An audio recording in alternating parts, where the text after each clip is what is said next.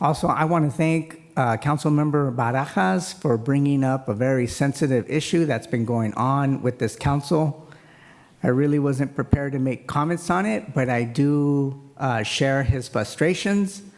One of the big questions that I have for Councilmember Sandoval is, are you okay?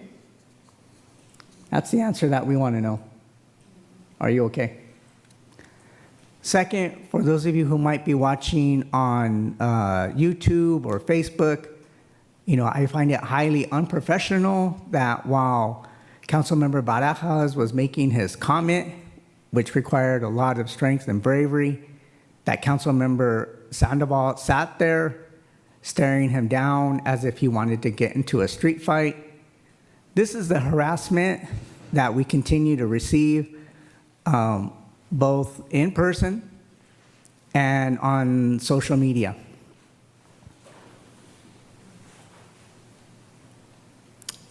Councilmember Sandoval is entitled to his opinion, whether we like it or not. And I concur with my fellow council members in requesting a censure, which he has already says means nothing. I have a request of Councilmember Sandoval that this week, because we all know that you continue to produce hit pieces, political hit pieces on social media. It's always a different order, but we never miss the rotation. One video tomorrow may be, well, it'll probably be on Councilmember Barajas. The next day, the mayor. The day after that, Councilwoman De La Rosa. The day after that, Councilmember Dorigo. I get lucky, I get picked like Fridays and Saturdays. I mean, you got a lot of time on your hands. If you focused your time on being a real city leader, city of Salinas would be a very better place. This high school mentality has no place in our council chambers. This high school mentality, if we were high school students would be calling you an internet troll to stop trolling. As a former psychology major, these narcissistic tendencies have no place in government. It's called gaslighting. These so-called conspiracy theory that you have about quote unquote transparency and accountability, under your definition, doesn't speak to the council or this city. You need to stop taking things out of content. We already know, those of us here, we know that you're going to take what Jose Luis Barajas said, you're going to cut and piece it together and spin the narrative. And again, as a former psychology major, play the victim role when you're wasting our valuable time, where you're wasting this city's valuable time. Just to give you an example, it's not just the city either. It's at the state level with the Fair Political Practice Commission. I'm a new council member here, but I'm no stranger to politics. This year alone, I believe I've had 3 fair political practice complaints, all submitted by council member Andrew Sandoval. I didn't even know that he had submitted them, because he doesn't even have the courage to say it to my face.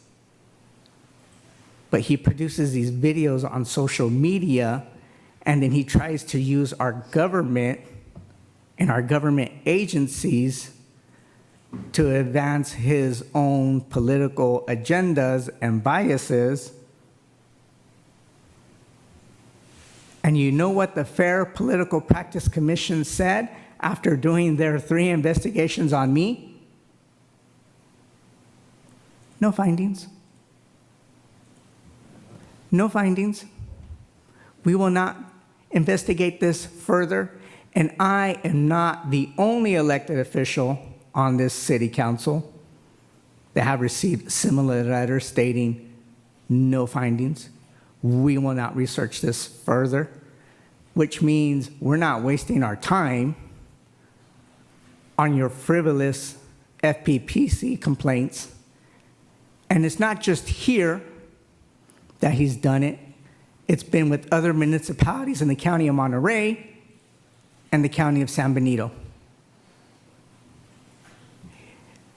The 5 of us won fair and square.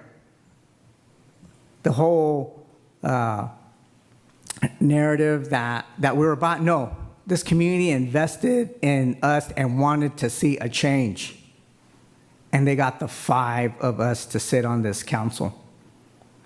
My time is very limited, it's very precious.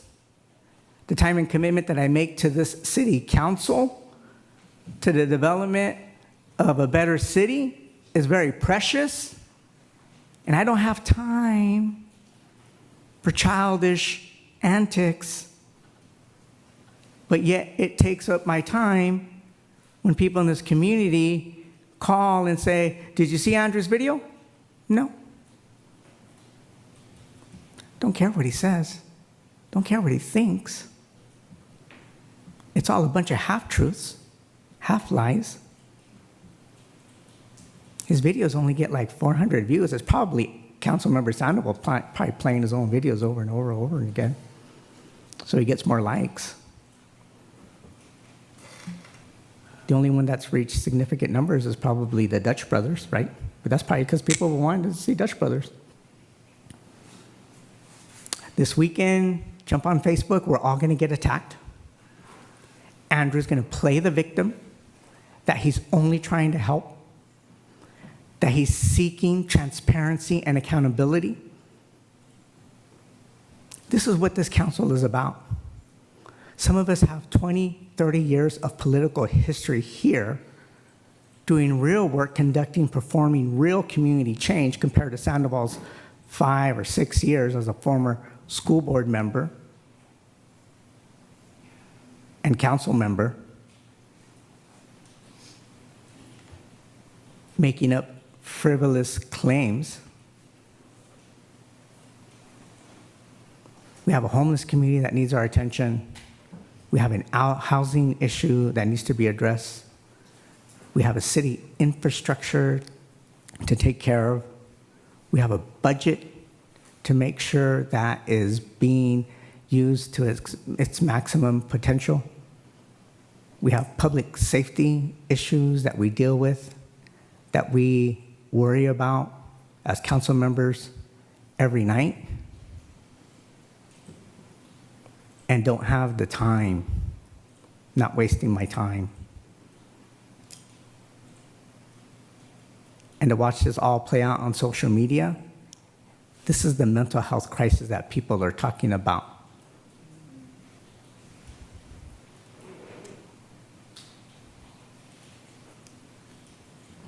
The city of Salinas elected the 5 of us for change. Councilmember Sandoval, you need to decide whether or not you want your council district voters to bring you back. You have nothing to prove to me. The only question here that needs to be answered tonight is, are you okay?